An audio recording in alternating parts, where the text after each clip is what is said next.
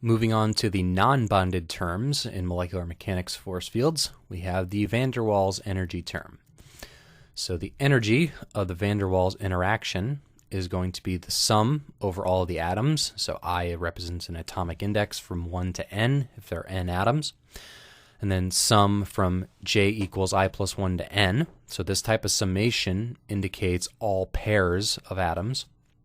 So sum over all atom pairs of a parameter epsilon ij, the strength of the van der Waals interaction, times the r naught, the equilibrium distance, over rij, the actual interatomic distance. So the equilibrium distance divided by the interatomic distance, take that term to the 12th power, minus 2 times the same term to the 6th power.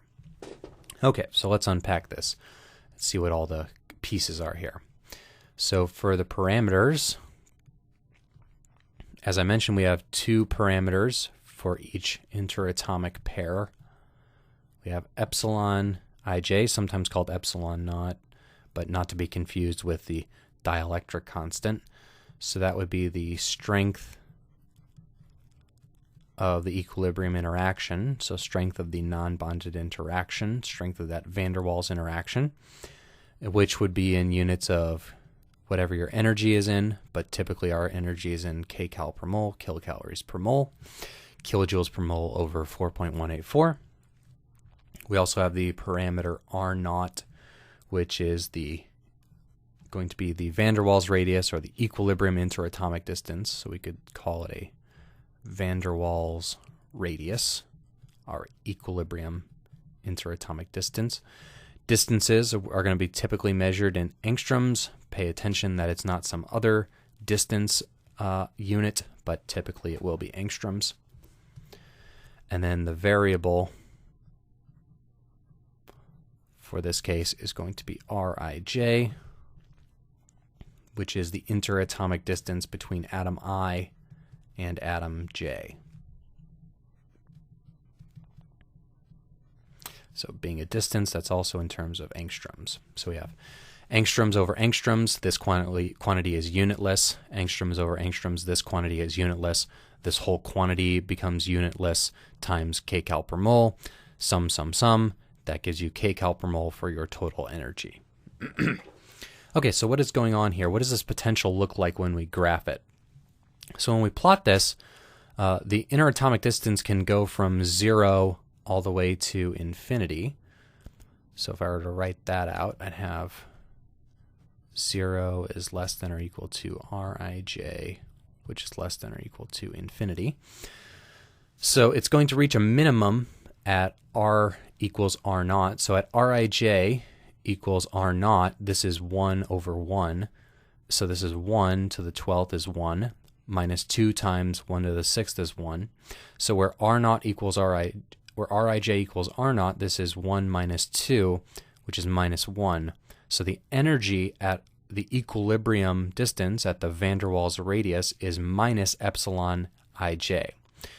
So a negative interaction energy is an attractive interaction. So the atomic pair prefers to be at this energy distance here. And then as the energy gets very large, this term gets very small very quickly, because this is 1 over the 12th power of Rij. So this term gets very small very quickly, and this term becomes the dominant term, and it decays much more slowly. So you slowly decay up to 0 there, where the interaction energy is 0 at an infinite distance apart. As you go closer, you get that this term becomes very, very large, because it starts becoming bigger than 1, and then taking that to the 12th power makes it very, very large. It dominates relative to this term, and this one is positive. So we get, as the distance gets shorter and shorter, you go up and up and up in energy very, very quickly, heading your way very quickly towards infinity as you go towards 0. Okay, so what physical behavior is this trying to mimic? So we're looking over all atom pairs. If you imagine things like 2 helium atoms interacting, so there's no electrostatic interaction there. The helium atoms are perfectly neutral. They have no dipoles, no charges. they're only interacting through van der Waals terms. So at very short range, they have effectively a radius. They have what's called an exchange or a steric interaction, and they repel each other because they're too close. So what we have there is too close leads to repulsion. Okay, and that's what we have here. If they're too close, you have a very, very high energy. They're going to repel each other and want to push further apart. If you're too far away, then they don't have that steric interaction, but they do have the London dispersion interaction. So they're too close was repulsion, which is an exchange or steric interaction. Exchange repulsion, as it's sometimes called. And then when they're too far relative to equilibrium, what you get is attraction. And that attraction is due to the London dispersion forces. So the thing from general chemistry where you talk about the instantaneous dipole-dipole interactions, the electron correlation where the electrons correlate their motions and they make a favorable interaction of their instantaneous dipoles pulling each other towards each other. And that's this behavior here is relative to infinity, they prefer to be closer because they prefer to have that London dispersion interaction. So those two forces fight each other and then they balance out, and what they end up resulting in is a minimum energy here where you have the happy medium between the steric repulsion and the London dispersion attraction. Okay, so there's one more caveat to keep in mind here, but before we go, we have these parameters are defined for each atomic pair. So for atoms, as we said for the bonded terms, there are a linear number of bonds with respect to the number of atoms. So each carbon atom can only have up to 4 bonds. The number of bonds that you're going to have scales approximately with the number of atoms that you're going to have. Whereas the number of atom pairs, that's going to scale quadratically because it depends on all pairs. You see this double sum here, approximately quadratically, so for all the pairs of atoms. So we don't want to have n squared different parameters going on here. We want as few parameters as we can get away with. So what we need to do is we want to just define parameters for each atom instead of each atom pair. So what we do to get away with this is called a combining rule. So we're going to use combining rules. So this is going to allow us to have far fewer parameters than we would otherwise need. So for epsilon ij, that equals the square root of epsilon I times epsilon j. So that would be a geometric mean of epsilon I and epsilon j. So epsilon I and epsilon j are atomic parameters for atom I and atom j for their value of epsilon. So atom I determines I want to interact this much, atom A says I want to interact this much, and the two of them agree on a medium, which is the geometric mean of the two. Take the product and take the square root. So that epsilon ij are atomic parameters, which can be determined by whatever atom type you have. So an sp3 carbon, a carbonyl carbon, carbon next to an alcohol, those might be a few of the kinds of different carbon atoms that have different atomic parameters for what their epsilon value is.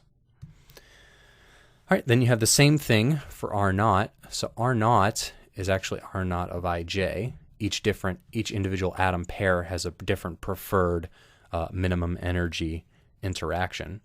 So that equals R naught I plus R naught j over 2. That would be an arithmetic mean, or just a regular average.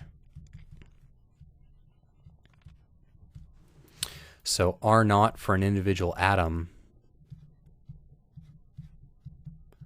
would be its van der Waals radius. And similarly, you would determine a van der Waals radius for every specific atom type that you have in your system. Carbonyl oxygen, water hydrogen, sp3 hydrogen, etc., until you've specified them for all of your systems. And force fields have already done all these things by default, and what they're actually doing behind the hood is computing all of these things as the system changes. But just keep in mind that that's where these things actually come from, is that you've got these individual atomic parameters that are combining into these pair parameters that we use to sum over all of the atom pairs. And then one more thing to keep in mind with that, again, as if there weren't enough caveats already, is that we do not count these interactions if the system is covalently interacting. So if the if the two atoms are part of a bond, if they're part of a bond angle, we don't count this interaction. And force fields vary in whether or not they include things that are part of a torsion. So for some force fields, torsions are not included. For some force fields, they are. For some force fields, it's a partial inclusion. Whenever I mention these things, I'm going to assume that all atoms that are part of a bond angle, or a torsion are not interacting through their van der Waals terms.